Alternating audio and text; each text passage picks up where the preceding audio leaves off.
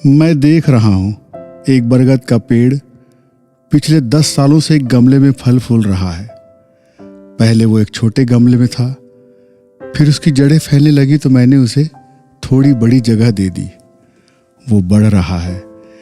इन 10 सालों में मिट्टी उतनी ही है और वो बरगद का पेड़ मोटे तने वाला हो गया है। उस गमले की मिट्टी से वो एक बड़े पेड़ का आकार ले रहा है। उसके जैसे लाखों करोड़ों पौधे मिट्टी से अपनी खुराक लेकर मोटे तने वाले विशाल पेड़ बनकर हवा के साथ झूमते हैं।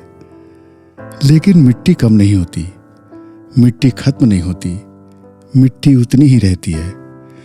मिट्टी उस पेड़ को फलने फूलने में अपना साथ देती है। वो उस पौधे की जड़ों को अपने सीने से चिपका कर रखती है, उसे हवा के थपेड़ों से गिरने से बचाती है। पेड़ और मिट्टी का अद्भुत प्रेम है। कभी आपने देखा है कि पेड़ मिट्टी खा जाते हैं?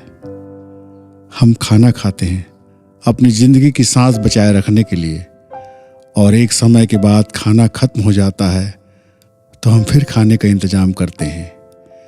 पेड़ मिट्टी के साथ रहकर भी मिट्टी नहीं खाते, मिट्टी से पूरी ऊर्जा लेते हैं। इसके बावजूद मिट्टी कम नहीं होती, मिट्टी खत्म नहीं होती।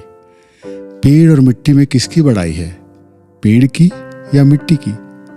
बड़ाई मिट्टी की है, क्योंकि मिट्टी के बिना पेड़ का अस्तित्व नहीं रह सकता। लेकिन पेड़ के बिना मिट्टी खत्म नहीं होती, और पेड़ ये जानता है, इसलिए वो उस मिट्टी को कभी नहीं खाता है, उससे कभी अलग नहीं होता, उसे कभी नुकसान नहीं पहुंचाता। मिट्टी अपनी जगह पर रहती है हमेशा। वो अपनी ममता, स्नेह और ऊर्जा के साथ पेड़ को बड़ा बनने में पूरी सहायता करती है। पेड़ मिट्टी का आश्रय लेकर आसमान की ओर बढ़ता है। वो अपनी ऊंचाई और चौड़ाई से अपनी पहचान बताता है। माँ मिट्टी की तरह अपने आंचल में ममता लिए अपनी संतान को बढ़ाती है। मिट्टी अपनी बड़ाई के लिए पेड़ को नहीं खाती।